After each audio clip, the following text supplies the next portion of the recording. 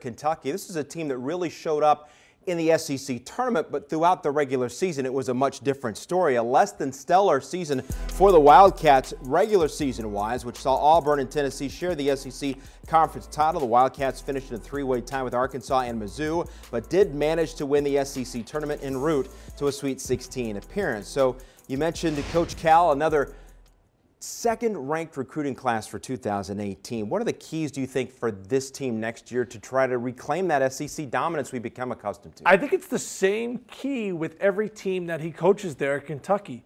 When are they going to click?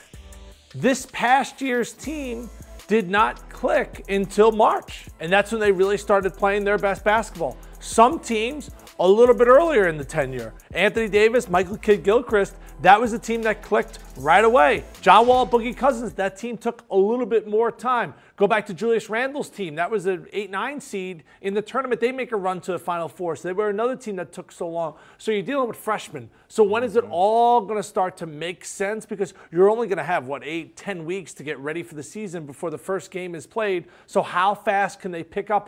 That's what I'm so amazed with year in and year out with Calipari, is how his teams actually don't just throw the ball all over the place and don't turn it over time after time again, because you have basically a whole new roster. Everyone's learning each other. Everyone's playing one another. So how fast they all get on the same page, that's the key to every Calipari Kentucky-led team. If you're John Calipari, you have to love teaching the game because you're doing it with young players every year. You don't have juniors and seniors that hey, you have the trust and confidence in to do. Yeah, but it's almost like you're like a second grade teacher where it's the same test year in and year out. Yeah, You're just like, I call Calipari the wind-up doll. You just wind him up and you're like, go. Just give the same recruiting pitch, give the same coaching methods every single year. Yeah, the success is there for sure at the next level.